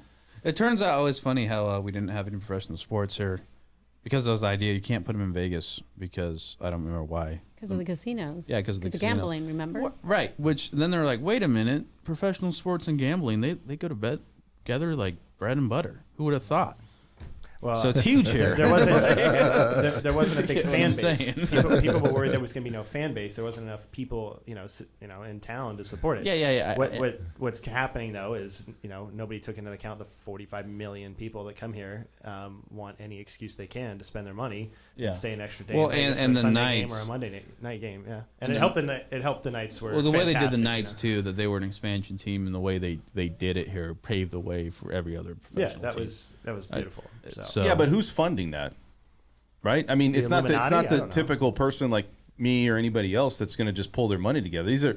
So how does these things get passed, and how does the legislation? Well, they get tax breaks and all that kind of stuff. and really is Who owns the Golden Knights? What's Foley. his name? Bill Foley Yeah, he also owns a winery. That one's and it. Fidelity. And yeah, I But think he so- owns a so lot Oh, of he does things. do that too. I guess the thing is sports is going to bring a lot of revenue, right? But what about the middle road? I guess you would want to call it, It's going to be huge the average for our town too. though. investor that doesn't have like that type of capital, right? Like, what if you want to come in and you want to buy into something that, I'm going to buy into this warehouse, like I was telling you, or I'm going to buy into a business that may be up and coming. Maybe it's a home business, right? Is that something that people are starting to invest into in Vegas and starting to take their money from places like other states, California and Washington, New York? They're coming here and saying, I'm just going to set up my business here. Because I think what I'm focused on is I'm more focused on the average owner or the business starter, right? That's maybe doesn't have a bunch of hedge fund investment money or Blackstone or something like that. Do they have the ability Small to come business, in? small business. Small business. I mean, do you have people that have opportunity for that? I sure hope so. It's all up to their product, their work ethic, and everything else like that. Is it hard to find a reasonable place to rent right now? Yeah, I'll tell you that. You want to, if you own a bunch and you can't find, our group has 44 restaurants, but I'm still fighting a bunch of other tenants in town for the same 5 pieces of land that we all So you're want, going through the same things that these residential it's just renters are going through. It's just there's a lot more So moving pieces and metrics to work with, based on building costs, and every user is different. Then the landlord has to figure out, well, I can get the same amount of rent for both people, but yet, one is from McDonald's and one is from, Bob's Hamburgers. Well, obviously I'm going to take McDonald's because of the credit. So you've got, different things that people are hoping to, weigh in onto. And So- we've got a lot of business. You ask about businesses coming here. Dutch Bros is a good example that just came in not too long ago. They're killing it here. They completely. Right? I've never even had their coffee. that's too hyped. No, listen, I went But- there the other but- day, right? And I was like, I my girl be said, promoting hey, a competitor. By the way, go to Coffee Bean, everybody. Just thought I'd throw that out there. well, look, we're not going to pitch. I mean, if you got a company, you can pitch it. But I'm just saying it's weird how these companies get set up here and they just expand. Like, I think I saw one of what you said, and now there's like 6 or 7 of Yeah, them. but that didn't happen overnight, and they were fortunate. Like, they came in and they innovated in their space because they were taking pieces of dirt that were kind of leftover parcels that were too small for everybody else.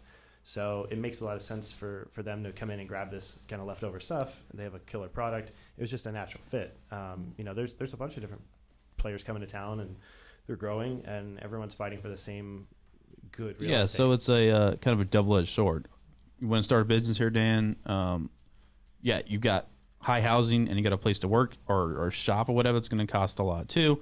The reason that's happening though is because there's also economic kind of boom going on, right? So there's money to be made, but your expenses. But they're saving a ton in taxes. Also, business regulations is a lot more lenient here. Yeah, I mean, we do have no state tax. We do charge. The state for the last 15 years have really been pro business, pro small business, trying to give discounts wherever they can. Depends on the municipality. Yeah, we do charge more for like forming like an LLC. That's kind of like their hidden tax. It's not crazy, but they do that. But really, pro industry. There's a lot. I mean, if you're talking about places like Amazon, Tesla, there's still a ton of land, out that way. They haven't moved out to Vegas, have they? No, they moved out to Reno. They moved out to Reno, right? But it's the same kind of program, same state. So Amazon's out here. Amazon's in Reno. Apple's in Reno because the land's cheaper. They're not paying any property tax on it, and they're not getting. It's safer for. They're not getting any state income tax on it. Well, I was gonna say for like earthquakes and disasters. Is that really earthquakes. a consideration? Seriously, Really? absolutely. Weather, huh? Well, absolutely, yeah. If you worry about, do you want to go build in California and deal with we've all seen that. What's that? Dwayne Johnson or the Rock movie where the fault line. San Oh, Andreas? yeah, Come where on. it just broke off in California, Yeah, just you went into can't- the sea. Can't be Yeah. having that. So, yeah. Yeah. But So- you look at the business sector and you look at businesses in general. I think that's what we're trying to focus on in this topic is, the small business or the average mom and pop shop. Are they going to get back to normal here in Las Vegas, and have they already started? And will it go to a brick and mortar position? And I think that's the question. And is the returns there? Because I don't know what the returns are for, let's say, fast food, but what is the average return that somebody that's an investor out there that goes into something like that they're looking for when they buy into a building or buy into a business like that? Everybody's different. Sometimes you're just in it to, a lot of the industrial stuff, like I said, is owner user. So you're paying premium and you're going to have to just because there's no supply and you've got to take that building. And a lot of those buildings are kind of built specifically for those users. So you can't just say every warehouse is the same. You can't assume that the power requirements are the same. Some people just need to store stuff. Some people need to actually manufacture. So it's completely different for each user. Our storage, because historically, storage units have always been a great investment because there's no overhead attached to it, and people are paying your monthly rents. Are you seeing that still? Is it kind of just those guys are all over. They're taking like prime corners, which shocks me that they can afford that type of rent. But then I see what they're building, and they're building 4 stories high. Yeah, and it's you, super dense, and $100 a getting- unit a month? I couldn't tell you because every unit's going to be a little different in size. I don't know if they're 10-foot big. Yeah, just saying There's some of average, those. right? And what's your overhead on that? Nothing. Well, I'm not a mini storage expert, but No, I'm just talking in general. Maybe you can have I've known a lot of really, really rich people, and that's all they did. Yeah, no, was it's buy and sell storage It's super units. great. Yeah, it's a very Like that a show lucrative Storage pro- Wars? they're easy It's like to that or no? No. The guys that own the actual Oh, facility. the actual facility. probably the developers of it. So you got to find the parcel. You got to actually build that value. You can't just go Well- buy one. You're going to buy one at a 3.5-4% return, which is not a great place to put your money essentially. But if you can develop that and sell it at a 3.5 or 4% return, you're killing it. Yeah. That's I was as safe looking as at something that 6 to 12% is actually where that sweet spot is for. I think that's relative to your Their appetite, business. your business or your Right. investment appetite. You got Chick-fil-A's are going to trade under. They're only going to be 1031, and they're only going to trade into Chick-fil-A's because they just have massive.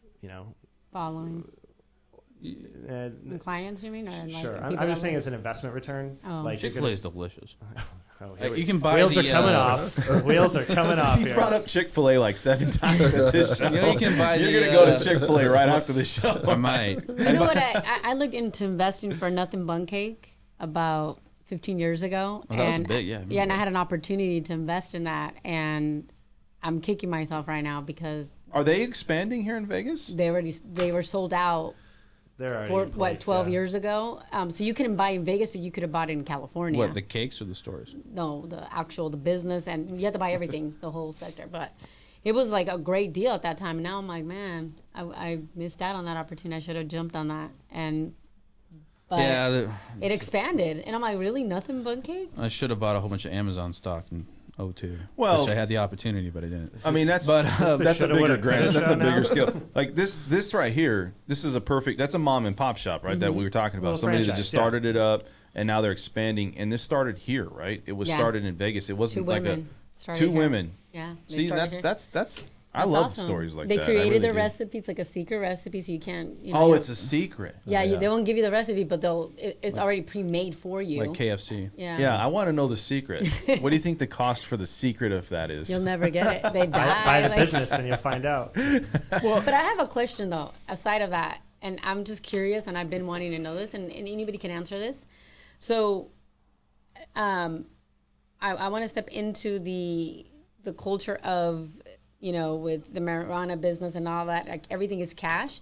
How would you handle that if somebody came in and they're like, hey, I don't want to buy it all, I don't want to pay for it all, but I want to put a down payment of, we'll just say $300,000 cash because I can't use this money through the bank, obviously, because it's not federally approved. It's only Are you state talking about from a loans perspective? Yeah, like if you want to use that as a down payment, how would you handle that? Well, I what? mean, you can do. You can't- I'm doing loans with crypto, and not saying that we're doing it like crazy, but anytime you got money and it's new, we're gonna find hopefully a way to figure out how to source it. That's the only problem. Well, yeah, but you can't. If you're talking about marijuana specifically, Yeah. you can't get a loan for marijuana. It's illegal. So the only people That's that what I was asking. the only people that have marijuana licenses. I personally know somebody who has a license, and they also are able to keep their So- money in a bank because they are invested in that bank as well. yeah, so you got to come up with huge capital reserves just to even get approved by the state to have a license. Now we do take down payment for marijuana. I'm just playing. I'm talking about housing market. I'm just playing. He's over here. I'm talking about the housing market. Is that something that is suitable to that's do? funny. I think it's going to be depending on. I mean, correct No, me if you I'm can get a wrong. loan because they're starting to. It's all about how the employee is working for that company. You know, if the employee is a W-2 employee, 1099. Obviously, if you're see, the problem we used to have is that companies wouldn't be a W-2 employee. They would be. Here's under the table. money. Yeah, it would be under the table. But a lot of these companies, because like think about how many dispensaries have popped up. Yes. They're everywhere now. I mean, they're in almost every city. Not every city, but every location. Let's say Summerlin, they have them out there. They have them here. They have them in Henderson. They have them. I mean, there's not really anywhere you can't go to get that. And I think, they're going to all be gone in the next 10 years and replaced by national companies. I don't know how these companies make money. I don't know how they make, because of the amount they got to spend a bunch of taxes, and they got to go through a bunch of. Do you know any numbers on how much these things do in revenue? Oh, they're crushing it. I understand They're that, crushing but it, they man. will There's be gone there's because some operators that are not good. I've seen them go out of business, right? Yeah. And there's some that are printing over $1 million a month. right. But what I'm saying is, eventually, this is going to be legalized nationally, and then you're going to have major companies like That's Philip how we Morris, fix the debt, right? Philip Morris that are just going to crush them because they're like doing this at an industrial standard. Maybe. That's maybe. We're speculating here. Yeah. Just like how the Rams are going to come in last place. Hey, here's the two things that I know from this show is that the Rams, you obviously have conflict with the Rams. But the Seahawks, I can't even believe it. I just said the Chick-fil-A's on the menu. let me take it back. I said I like players, not teams, players. So, Dan, I follow players. Are you saying because of the way they look or the way no, they play? They play. Okay. They play. As So a there's not an quarterback. attraction thing. No. they got to look good Okay. when they're No. playing. Right? I'm just curious. Not So an if you- attraction, who's- just in. If you had to pick somebody that was an attractive person in football, who would that be? That's a dumb question. Brady. Brady? He Tom is Brady. good. He's good. Oh, okay. Yeah. I wanted to pop back to the. I mean, obviously, I see your big Bitcoin thing back here. So you're doing some stuff with crypto loans. Or Well, I mean, look, how at the are end of the people day, collateralizing you that?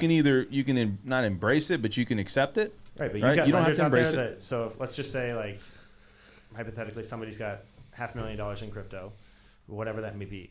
Maybe that's actually a better nuanced question. Is Sure. it just Bitcoin that people care about, Ethereum, or is it just like, here's a portfolio, here's my my wallet, and then you have to confirm that, and then that counts for some of these Well, lenders you work with? we know one thing is that the statements, we can't get statements from places like Coinbase and things like that. They're not there yet. So you have to get alternate routes to source it. But somebody can print their or just show you their account balance, right? Well, not necessarily. It's kind of the same. It depends on what the underwriter wants to look at, but they also want to say, well, when it transfers, how do we know it transferred from this account to this account? So now it's about, well, how do you verify that? So why don't they just cash Right. it and show you the cash? What's that? Can they just cash it and show you the cash? Then you're taking that's even another layer, because then you're taking a tax situation there. You yeah, can't- but you just reimburse. I don't understand it. I don't. well, I no, don't you can't- understand you the can't- full you can't process cash out on of a that. stock and then what? buy real estate and say it's the same Bitcoin? thing. Crypto, yeah, on Bitcoin. I don't. We got to get into. He's not one of these crypto guys. I was just curious how it's working in London. don't know if didn't he know knows. I it need was more real. details, Look, people. at the end of the day, it's like this. So there's so many things that comes out that people either run from or they're going to say, well, I'm going to work through it. And, you might not believe in crypto, but I don't know. I mean, some people do, some people don't. I think that, I think it's the future. I do feel like it's going to be part of the future. Okay. Does it mean that it's going to be the all to everything? I don't know. I think as long as, government and dollar circulation, and that's still in control of pretty much most of the world, I think that you're going to, you're going to have to adjust to that as well. So I don't know. I think it's a blend. You can't just have everything in one area. You can't just say, well, I'm going to put it all in crypto, or I'm going to put it all in dollars, or I'm going to put it all in this. Right. And I think that's the point. The point is, I was just interested to hear people actually like considering that for real. Like I've heard in one instance in my career, just recently too, that Bitcoin was actually used for a deposit on a lease. So, and that was interesting because at the time, Yeah, but that's a the value- private transaction. yeah, Yeah, and listen, businesses are going to start to do that. I mean, they're going to start to come through. A lender, We're set a up for company. it. They can decide Yeah. whatever We they We're want. set up for it. We should Entitled. we should have a full episode on crypto because we always bring this up at the end of at the end of the Well, show. I think hold everybody- on, we gotta, like I go have. into I like have. all this. So going back to it though, I mean, there's a lot of businesses that we see that are thriving here and starting to move here because of tax reasons, for different reasons.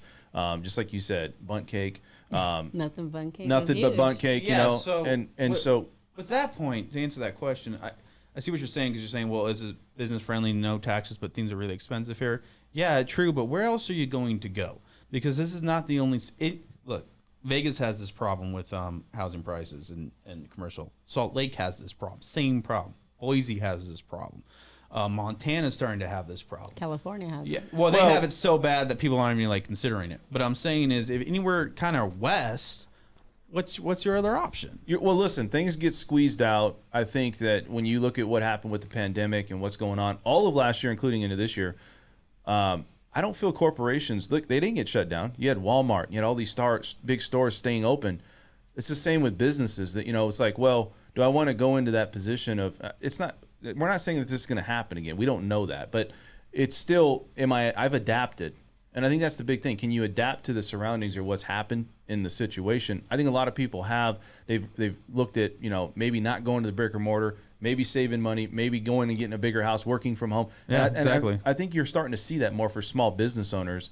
I don't think they're going to go away, but is it really going to impact Las Vegas with the small owners versus, let's say, corporations? And I think that's what I'm trying to go to. It's like, is the corporations the ones that's going to really benefit, but not the small business owners, not the small mom and pop places? And I think that's what the conversation is really going towards. You know what I mean? I don't know about you guys, but I feel the sentiment moving kind of more away from corporations and more into individualness. And not everybody wants to go to, you know, in my industry, it's like, does anyone want to go to Olive Garden anymore? Like, I'm shocked Olive Garden is still open. I almost went last night.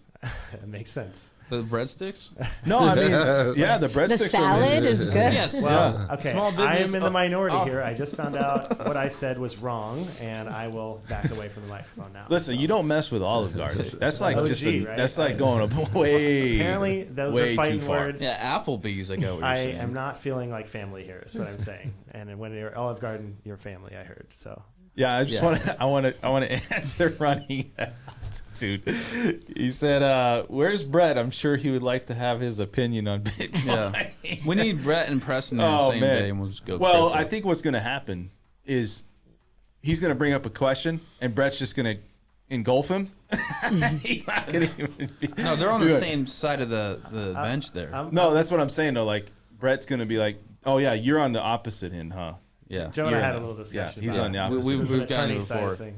No, You say I'm a Bitcoin and- believer in cryptocurrency. I am. I just don't know if I'm going to put all my eggs in that basket, put and I all don't your think eggs in anybody does. anything. Yeah. Well, and that's what I'm saying. Diversify. But is it just like Esmeralda said? Yeah, I think it is the future. I do think that there's going to be a lot more. She just said she doesn't even know much about it. She's like, I what is don't, that? but And she's like, I it's the do have a future. I lot don't of know people much that about it, invested though. in my family, my friends, my clients. I just don't personally. I like to get more. I need to be more familiar If you're when I'm investing money. if you're talking about blockchain specifically, yeah, that's the future. If you're talking about this idea where we're throwing bitcoins around, no. All I know It's is not that the real future. estate, they don't make more of it, and that's why I still enjoy Well, it. like everybody thinks it's like it's going to be battling the dollar. It might. But it It can't. is, That's the it whole is. It point. might, but I mean, the point is that you got to look at. but why years. do you think you can't? Yeah, why? Because this is why I I can't. need to know this. Bitcoin doesn't have a All right, military behind I'm going it. to try to explain this in as quickly as I can. 100 years ago, this country and pretty much every other major player switched to a Federal Reserve System, which is how we control the money supply. And the reason we did that was because the Great Depression, right, which everybody's like, we cannot let this happen again, right? So there's an economic theory that if you control the money supply, you can do things like they've done in the past year, print money, give checks, control interest rates, controlling the money supply to have an effect on the psychology of the economy, right? Bitcoin, which is trying to compete, I guess, as a currency, it says, well, we're going to replace the dollar, right? The problem is the federal government doesn't have control of Bitcoin, right? You agree. Right. That's the whole idea. It doesn't have Exactly. control of it. And when you get into another economic problem, and if Bitcoin starts getting used and used more, right, the government's not going to allow that control to go to Bitcoin. Yeah, Now, but you those- know what? But let me say this. So there was an article that came out that said government is trying to step in and regulate, or potentially to regulate, and they haven't passed it yet, cryptocurrency. So don't you think that But that this they is- could come in and say, and this is my thing is, and I'm not saying I'm in agreement with you, but my thing is, if government steps in, is this going to all go away? Yes, that's my point. And that's the question. They're trying to pass it. They didn't pass it, right? So they didn't pass it as far as recently as far as stepping in. They will Preston, eventually. Preston, what do you got an input on that? I don't know. I just think. Okay, but there's like billions of dollars in this. Like, so let's say it goes away. What would happen to the money? It's not going to go away like that. I'm saying Yeah, it'll crash. It'll be a bubble I don't think it's crash. going to go It'll away. crash. I just think that if there's a way That to would be get, horrible. if there's a way to get taxed on it, That's where we're headed. That's where it's going to be horrible. That's what I'm saying is that you can get into it and it will be the way. But Brett talks about this all the time on the show, so I wish he was here. But 5% of the people are into cryptocurrency in the world right now, right? 5% of the population. It's like $1.5 trillion or something like that. Yeah, it's not a big literally amount. A drop so in the bucket, and there's so much just wasted, and a lot of that actually, if we're talking about just Bitcoin, it's which been is gone already. the so very reason why value's it's not been a lost. currency, because a currency is not a commodity. A commodity goes up and down like a stock, right? Right. In value. The In dollar order goes for up a and down. currency, But that does happen that way. Look, if you look at it, it's kind of like a stock in a sense that you got Crypto Elon Musk. is. Yeah, crypto is. not cash, not dollar. The dollar looks like this. Well, A don't you? slight inflationary Yeah, but don't stage. you think that the dollar, if you see there's a dollar chart, like of what the value, like is the dollar losing money value or it's yeah, not? but we're talking about like half percentage. Bitcoin's like 1,000% this way, 1,000% that way. No. The only way a currency works is it doesn't have that up and down. Otherwise, it can't be currency. It doesn't meet the definition of currency. I feel that it is the way of the future. I do.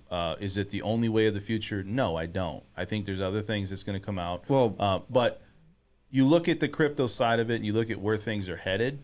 I feel like it's more of a free market or a free entity of itself where you can make money and lose money. And there's bigger spikes. It's your own financial responsibility. It's exactly right. Look, I just had somebody close on a house. Joe's wife controls his financial responsibility, so I'm not sure he can. Yeah. Step Yeah. into this Well, one. yeah. Hey, I had somebody close on a house and they had money and a lot of money in crypto. So I mean, it's like, But it's being. Did they use that for down payment? Yeah, well, Was they that- used part of it. They were smart. Were they able to actually convert that? Did they just convert it to dollars and then paid their down payment? Because that to me just kind of like No, what they did is they money. in essence what they did is they transferred the money and we were able to source it. Now the ideal way to do it is you transfer the money prior to, so that way if you wait 60 days instead of 30 days, an underwriter's going to be like, I don't need to see the bank account. So if you know that that's where your money's at, a lot of people don't want to pull it till the last minute. Right. They don't want to pull it until it's like, hey, you know what? I got a contract and I got to close, and I get it. That's the hard part. It's the balancing act between knowing when to do it and when not to do it. Right. Yeah, but So- you can do the same thing with stocks. My point. Anyhow, we'll get into that next year. We'll have a whole workshop. Yeah, so let me say this, guys. First off, I appreciate everybody coming on, and I always pride myself on this is the most real and behind the scenes information regarding, which we talked about a lot today, money, entrepreneur, financing real estate, right? Through on-job experience and education. And we had a gentleman here, his name's Rick Raines, come on and talk about what's going on with the rental sector and also being a property manager and some of the challenges. So I want to say thank you for coming on. Is there anything you want to say to anybody before we end the show about You're welcome. I appreciate it. But am I to the audience out there? Like, can they get a hold of you? Is there something you could promote? Hey, look on our website, www.property-mgmt.com. We have our available rentals are listed there. If you're an owner, give us a call. Glad to help you out, answer any questions.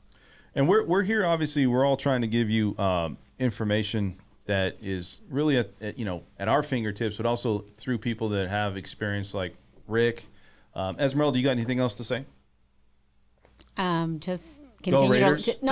continue to like us in the show and continue Go following Bun us. Cake. Go Bun Cake and everybody else that's an entrepreneur. All right. You guys got anything else to show? Mr. Joe Dragon, what's going on, man? What's Mr. going Joe on? Dragon?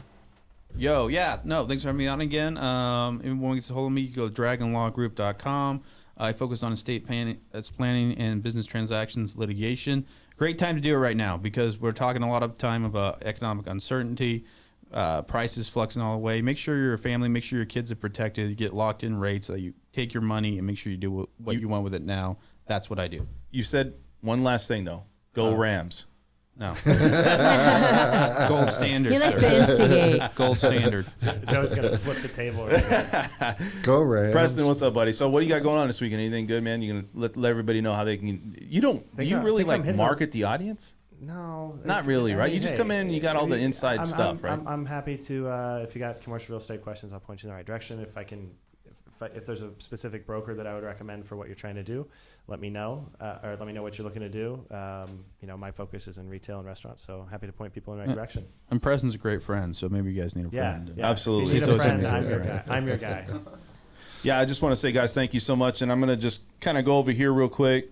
Their star said, go Hawks. That's pretty cool. Hawks, you guys, who's the Hawks fan in here? Anybody? I think they mean this. Nobody's a Hawks fan. They mean the Seahawks. I want to give a shout out to See? Running at Altitude. He's here every week. I just want to give a shout out. He's always saying great guests, great information. That keeps us motivated to come in here. If you guys haven't hit that like button, please hit the like button. If you guys are watching us for the first time, subscribe. That's it, man. I don't got anything else. You guys got, Matt Shield says you guys miss me. Well, Matt, what are you doing? Matt, yeah, we miss Where you, are Matt. you? We miss you. Matt will be back at some Preston point. has a good voice, but We Matt's also voice. missed Brett Jenny. Soothing. But guys, thank you so much for everybody coming on today. If you guys have any comments, please comment in the comment section. We'll have Mr. Rick Raines, his information if you guys want to get a hold of a property manager. Thank you for coming in on short notice. Appreciate you coming in. And everybody else, have a good weekend. We'll talk to you at the next stream. Thank you for watching an episode of the French Workbench podcast. If you want to tune into past episodes, please subscribe to my channel now. Also, if you want to look at our audio-only options, we do have iTunes and SoundCloud.